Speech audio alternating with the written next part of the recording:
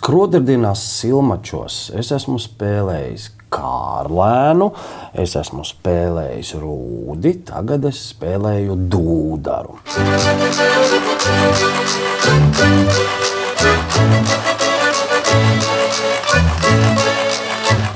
Tad, kad es biju Kārlēns, Kārlēns pie Freiberga iestudējumā, tur bija abās pusēs tās durvis. Un Maņakovs, kā jau spēks un ekstāzes, tā kā gāja projām, viņš tās durvis tā aizcirta, bet tā aizcirta, ka Kārlēns nākot istabā vienkārši nevarēja vairs tās durvis dabūt vaļā. Un tā kā viņas bija vienkārši noliktas durvis, tad es apskrēju apkārt, it kā mēģināju no iekšpuses attaisīt, nesanāca, gāju no otras puses un atkal tur mēģināju kaut kā spert vaļā. Nesanāca un beigās, jā.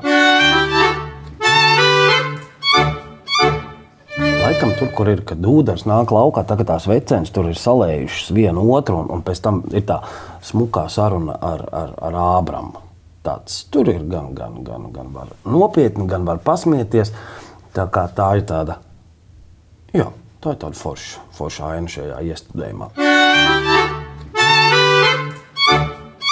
Tā laikam ir no tiem laikiem, tad, kad es jau biju Rūdis, jo tad, kad viņš ir sadzelts un sēž kā nabaks nostrostēts istabā un dzied jūdu savu pletīzēri. Tā ir ļoti skaista dziesmiņa un foršas atmiņas. Jā, tas ir tas labākais hīts šajā izrādē. Joprojām teikšu Rūdis.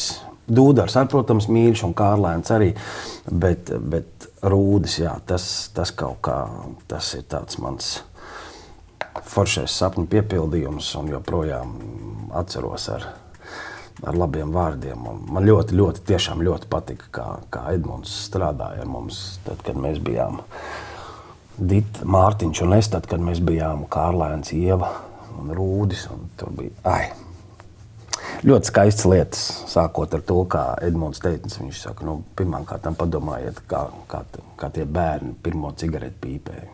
Mēs jau kā likām mutē, kā jau pieredzējuši smēķētāji. Viņš saka, bet pirmo cigareti kā jūs turējāt? Leņķis, kā, tāds. Un tādas, baigi daudz tādas lietiņas, kas mūsdienu 8-gadīgie droši vien, viņiem ir cita pieredze. Pašā sākumā bija tā, ka Edmunds Freibergs, viņš teica, ka es būšu Rūdis un Mārtiņš būs Kārlēns. Un tad viņš teica, ka es zinu, Ainār, kāds tu būsi Rūdis un kāds Mārtiņš būs Kārlēns. Tāpēc es jūs samainīšu. Un tāpēc es pirmos gadus spēlēju Kārlēnu, bet es Edmundam teicu, ka būtu forši, ja mēs tomēr kaut kad samainītos atpakaļ.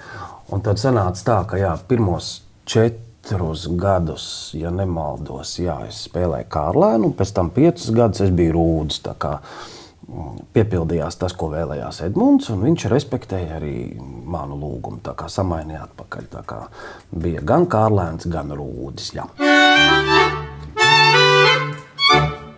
Tad, kad es biju Rūdis, tad bija tāds rekvizīts kā tas nazis, ko man Juris Rudzītis, kā iepriekšējais Rūdis, viņš bija nodevis, un tad, kad pirtiņā saka, vai nazis arī ir ar ko pudeli attaisīt, tad viņš man iedeva mantojumā šo te nazi, ar ko viņš bija taisījis.